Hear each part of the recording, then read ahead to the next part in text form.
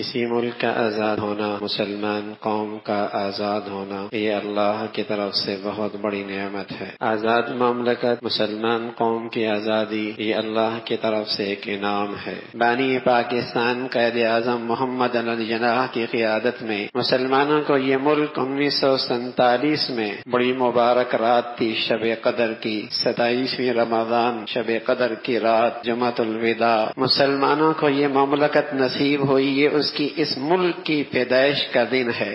آپ اندازہ لگائیے، رمضان کا مقدس مہینہ، 27ویں شب قدر اور جمعۃ الوداع دوسرے دن، یہ اس ملک کی پیدائش کا دن تھا۔ دنیا میں 2 ریاستیں ایسی ہیں جو خالص مذہب کی بنیاد پر وجود میں آئیں۔ ایک اسرائیل، جس کا مذہب یہودیت، اور اپنی پیدائش سے لے کر آج تک وہ اپنی اسی مذہب پر اور کٹر انتہا پسندی کے درجے تک وہ اسی کے اندر آج اپنا نظام تعلیم، نظام معیشت، نظام معاشرت اور اس کی خارجی داخلی ساری پالیسیاں یہودی مذہب کو سامنے رکھ کر وہ پالیسیاں جاری ہیں اور دنیا بھر کے اندر ان کا نظام چل رہا۔ دوسری مذہب کی بنیاد پر جو ریاست ملی وہ یہ وطن عزیز ہے۔ بڑے بتاتے ہیں، کتابوں میں لکھا ہے کہ جب یہ آزادی کا وقت قریب آ رہا تھا تو یہ آواز گلی کوچوں میں مسلمان لگایا کرتے تھے،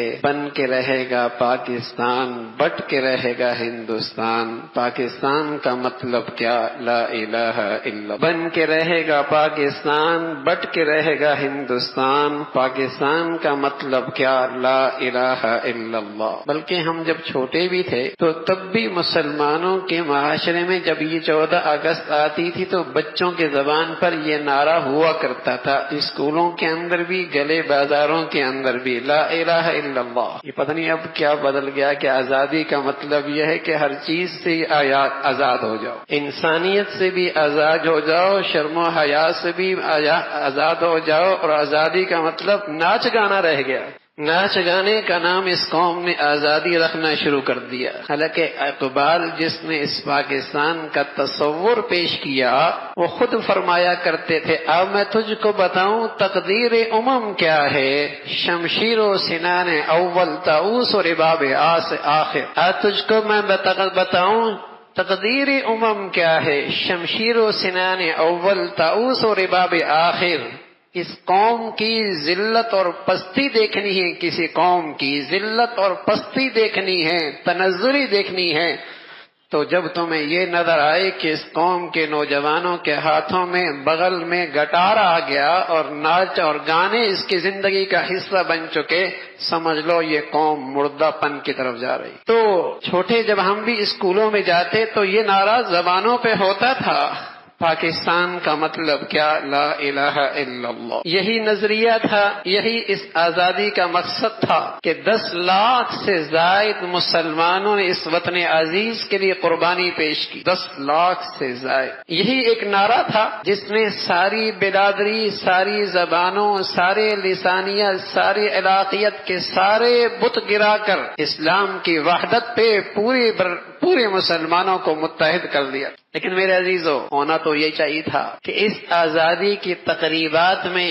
اور اس موقع پہ مسلمان قوم اور اس نئی نسل کی ذہنی اور فکری تربیت ہو کہ ابھی آزادی کے ثمرات دور ہیں، ابھی تک ہمیں حقیقی آزادی کے ثمرات نصیب نہیں ہوئے، اور جو غلامیت کے وہ گندگیاں جو انگریز نے ہم پر مسلط کی تھی اس کے نتائج آج بھی بھگت رہے ہیں۔ خانہ جنگی جو نتیجہ ہے اس نظام حکومت کا جس میں اقربا پروری، اور جو نتیجہ ہے سرمایہ دارانہ نظام کا اور فرقہ واریت کی ازدہا اور مغربی نظام تعلیم نے اس وطن عزیز کی بنیادیں کھوکھلی کر رکھی۔ کہاں یہ ساری قوم اسلامی اخوت کے خوبصورت سانچے میں ڈھل کر آپس میں باہم شیر و شکر تھی اور ایک آزاد ریاست حاصل کرنے کے لیے لاکھوں کی تعداد میں قربانیاں دے رہی تھی، اور بدقسمتی سے آج جب ہم اس مقصد حقیقی سے دور ہوئے تو آج یہ خانہ جنگی کا شکار،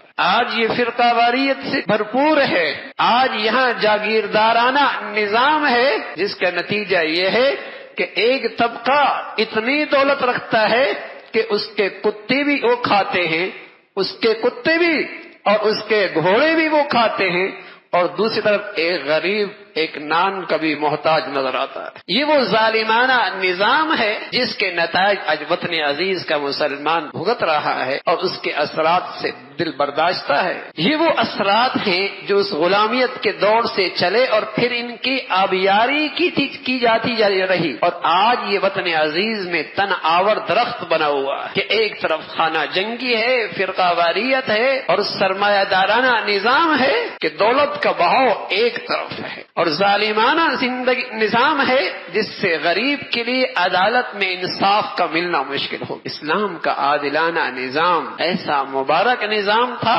سبحان اللہ، جہاں ان ریاست میں رہنے والا ہر انسان اس کا ثمرات اور اس کا نفع اٹھا سکتا۔ تو میرے عزیزو، آزادی کے اس موقع پہ یہ سوچ ہونی، یہ ذہن سازی، یہ فکر مسلمانوں کو، وطن عزیز کے باشندوں کو ملنی چاہیے تھی کہ ابھی آزادی کی حقیقی ثمرات سے ہم بہت دور ہیں۔ اس مقصد کے لیے یہ وطن عزیز حاصل کیا تھا، یہ بھی اللہ کا انعام ہے کہ اللہ رب العزت نے ایک آزاد خطہ دے دیا، لیکن ظاہر آزاد خطے کا مقصد صرف زمین کا ٹکڑا مقصود نہیں تھا، بلکہ اسلامی زندگی، اسلامی معاشرہ، اسلامی نظام تجارت، اسلامی نظام معیشت، یہ مقصود تھا کہ ہر چیز کے اندر اسلام کے احکامات زندہ ہوتے، اور وطن عزیز کا باشندہ اس عبوری زندگی میں اسلام کے اس امتحانی دور سے گزر کر آخرت کے ہمیشہ کے انعامات کا مستحق بن۔